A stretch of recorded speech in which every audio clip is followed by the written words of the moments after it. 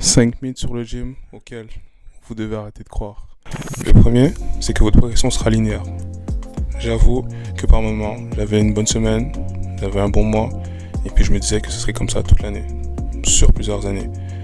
J'imaginais même mes séances à l'avance, mes progrès que j'aurais, et puis tout d'un coup, boum. J'en suis pas fier. Il y a des jours, des semaines, des mois, heureusement pas encore des années, on n'est pas encore rendu là, mais des longues périodes où j'étais vraiment très inactif au gym. Je foutais rien, j'allais pas m'entraîner, j'étais pas mon affaire, mais c'est la réalité.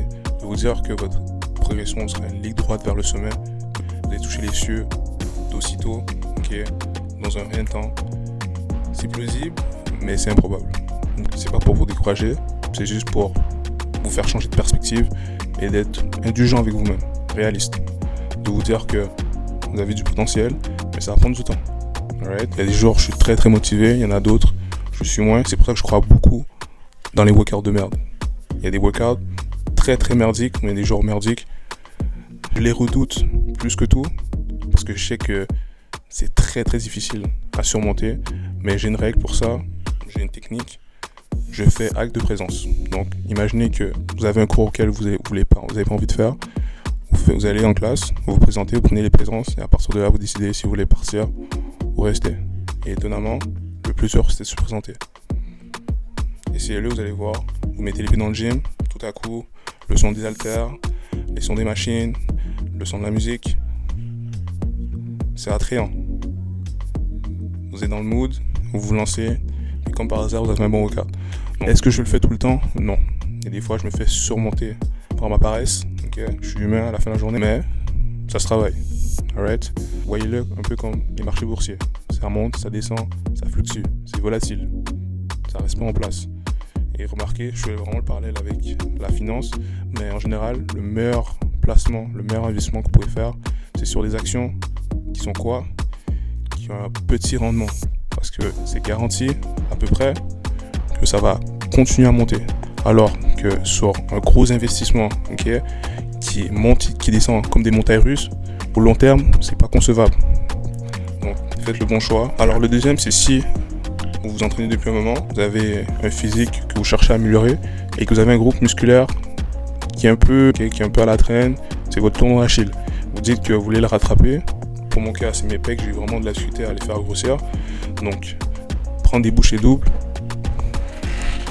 des bouchées triples, faire du volume, je pensais vraiment que c'était la solution.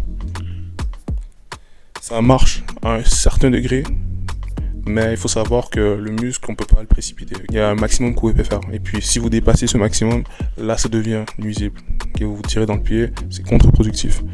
Misez sur la qualité plutôt que sur la quantité. Donc, vous entraînez 1-2 fois par semaine sur le muscle que vous voulez engager, que vous voulez développer. Alors, troisième. Aller à la muscu, faire de la muscu, c'est pas un sport, c'est un loisir. Donc, avant que vous commencez à me lyncher, laissez-moi vous demander, c'est quoi les règles quand on va à la muscu? Il n'y en a pas. Autant qu'il n'y a pas de ligne d'arrivée, tu vas pas gagner 3 points. Si tu soulèves une haltère, si tu rates une série, tu vas pas être exclu, tu vas pas avoir une pénalité. C'est toi contre toi-même. Je sais, ça fait cliché, ça fait très speech motivateur. Aller à la musculation, c'est faire du sport, mais c'est pas un sport. Alright? Donc, ayez d'autres activités dans votre vie, plus de personnalité. Que si votre vie est autour du gym, vous allez devenir misérable comme moi. Non, peut-être pas autant là, mais je m'en sors pas mal, Je suis pas à plaindre. Mais bon, moi j'aime vraiment ça, donc voilà. Numéro 4. Ça va concerner beaucoup de gens. Le meilleur retour sur investissement que vous pouvez faire, surtout pour la nouvelle année. C'est bientôt 2026, passons bonne année si vous voyez ça en 2026. Beaucoup de courage, meilleure chance à vous. Le meilleur investissement que vous pouvez faire, c'est pas aller à la salle, c'est principalement dormir. Il y a beaucoup de gens, si je leur demande combien d'heures ils ont dormi hier, cette semaine en moyenne, s'ils vont me répondre des 6, 5, 4, vous avez des plus gros problèmes. Ça ne matche pas ensemble. Vous n'allez pas avoir de succès si vous ne dormez pas. Vous devez être un bon dormeur. Soyez un bon paresseux. Quand vous dormez, c'est là que vous bâtissez du muscle. Donc, de prioriser le sommeil à la salle. Vous avez 2 heures pour vous entraîner ou 2 heures pour dormir. Allez dormir. Numéro 5. S'entraîner 6 à 7 fois par semaine c'est pas une bonne idée. C'est vraiment pas, c'est stupide carrément. Voyez-le un peu comme étudier du feu. Alright, votre énergie, vous avez des choses à faire. Vous voulez pas vous brûler, vous voulez pas burn out. Ok, donc vous voulez cuire à feu doux sur une bonne base régulière. Ok, prenez votre temps parce que croyez-moi, c'est vraiment un marathon. Alright, s'entraîner 6-7 jours par semaine en sachant à quel point le repos c'est important. Si vous faites ça comme profession, pourquoi pas. Et puis, bon, ça dépend aussi de vos programmes, la façon que vous décortiquez vos séances. Mais en général, grosse généralité, c'est pas très pertinent. Alright, arrêtez de faire ça. Vous vous tirez dans le pied, on vous amène en bateau. Alright, vous n'êtes pas un culturiste. Si vous prenez des stéroïdes, actually, fun fact, il y a beaucoup de gens qui pensent que les stéroïdes, ça peut dupliquer votre force, mais surtout, ça permet d'accélérer la récupération. C'est là que le mythe du 6-7 jours, qui est no pain, no gain, qui est le plus tu donnes, le plus tu reçois, est né. Ça part de là. C'est pour ça que certaines personnes arrivent à s'entraîner 6-7 jours intensément, 2 heures, ok, super lourd, du volume, de l'intensité et des grosses charges.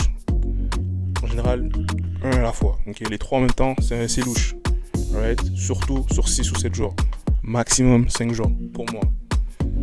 Prenez-le comme vous le voulez. Okay? Partez pas du principe que vous allez devenir Superman.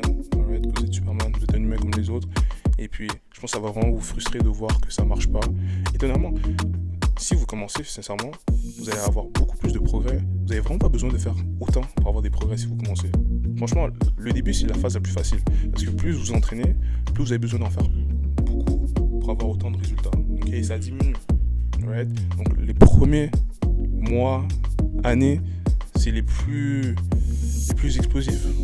Sincèrement, ça peut vous sembler long, mais sur le long terme, c'est vraiment la courbure la plus droite, la plus exponentielle que vous allez avoir. Alright, so, mes 5 points, stay one, prenez soin de vous. On s'attrape pour la prochaine fois.